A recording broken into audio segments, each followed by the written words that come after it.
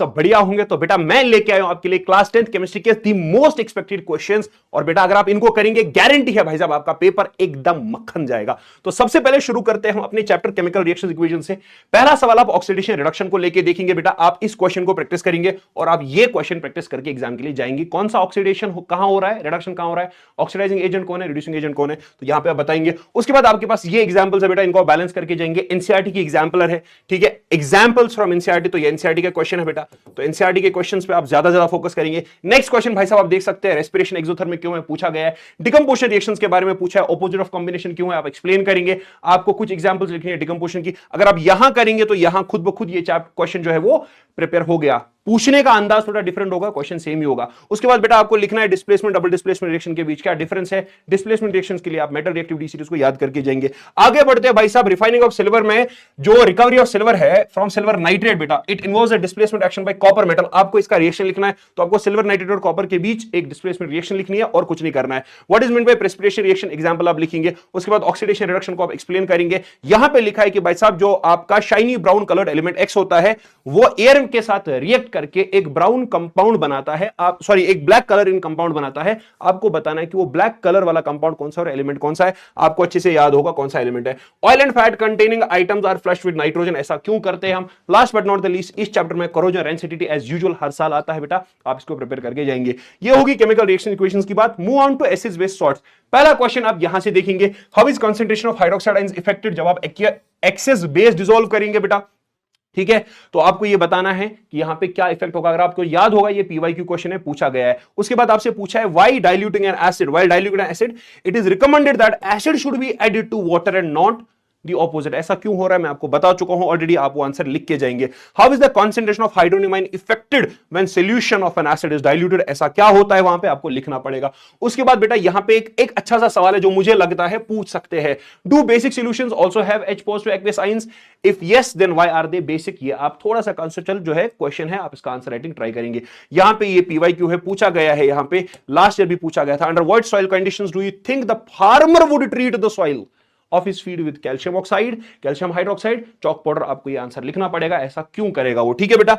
उसके बाद जो है आपके पास यहां पे कुछ छोटे मोटे सवाल है। Name the substance which on treating with chlorine yields bleaching powder, तो आपको ब्लीचिंग पाउडर वाली अगर इक्वेशन पता होगी आपको आंसर आ जाएगा। उसके बाद कॉमन नेम इसी का पूछ रहा है बेटा। उसके बाद बेटा आपको पूछा है कि why the name the sodium compound which is used for softening of water, ये भी एक जो है मेमोरी बेस्ड क्वेश्चन है। उसके बाद यहां पे नेक्स्ट क्वेश्चन है, what will happen if the solution of sodium hydrogen carbonate is heated. आपको मैंने कल ही या जो आपको लाइव लिया था मैंने इक्वेशंस का, अगर मैं आपको याद होगा उसमें मैंने आपको सोडियम बाइकार्बोनेट का थर्मल डिकम्पोजिशन कराया हुआ था, तो ये आप करके जाएंगे। उसके बाद जो आपके पास यहां पे कुछ इंपॉर्टेंट क्वेश्चंस है, वॉशिंग सोडा बेकिंग सोडा की प्रॉपर्टीज पूछी है, क्लोर एल्कली प्रोसेस सॉल्वे प्रोसेस पे आप नोट करके जाएंगे बेटा। प्लास्टर ऑफ पेरिस को हम मॉइस्चर प्रूफ कंटेनर्स में क्यों स्टोर करते हैं इसको एक्सप्लेन करेंगे। और यहां पे ये एक सिंपल सा थ्योरेटिकल क्वेश्चन जिसको आप प्रिपेयर करके जाएंगे। और एक ऐसा पीवाईक्यू जो मैं चाहूंगा आप इस चैप्टर में एटलीस्ट देख के जाए, हो सकता है यहां पे ये पूछा जाए। Move on to metals non metal. सबसे पहला सवाल जो है यहां पे आपसे यहां पूछा जाएगा, कुछ चीजें हैं कि कौन सा मेटल लिक्विड है, कौन सा इजीली कट होगा विद नाइफ, कौन सा बेस्ट कंडक्टर ऑफ हीट है, कौन सा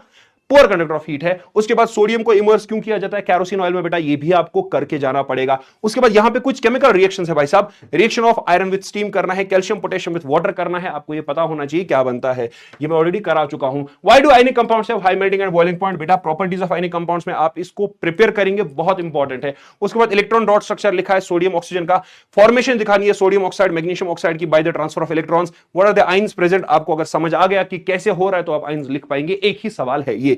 उसके बाद जो है भैया आपको लिखना है कौन से दो मेटल्स है जिनको आप फ्री स्टेट में पाते हो। उसके बाद ब्रीफली आपको लिखना है बेटा कैल्सिनेशन रोस्टिंग के बारे में, बहुत इंपॉर्टेंट है, very very important, might be asked in the exam. What chemical process is used for obtaining metal from its oxide, आपको पता है बेटा कि हम क्या करते हैं, रिडक्शन करते हैं। उसके बाद यहां पे मिनरल और गैंग को आपको क्या करना है बेटा, डिफाइन कर देना है। उसके बाद मूव ऑन करते हैं बेटा आपके last chapter that is carbon and compounds पे। यहां पे जो सबसे पहला सवाल आपसे पूछा जाएगा वो मैं चाहूंगा आप इन पर्टिकुलर रिएक्शंस के बारे में क्या करें, नोट कर ले, इनको याद करना है, इनके ऊपर एक छोटा छोटा सा नोट लिखना है बेटा, ठीक है बेटा। उसके बाद बेटा आपको यहां पे फिर से मैं बोलूंगा कि इन पे आप छोटे से नोट्स प्रिपेयर करके जाए। कैटेनेशन क्या होता है, ग्लेशियल एसिटिक एसिड क्या होता है, पावर अल्कोहल क्या होता है, rectified spirit, types of alcohols में आपको ये चीज देखने को मिलती है। उसके बाद बेटा यहां पे how can ethanol ethanoic acid be differentiated on the base of physical chemical properties, very important question.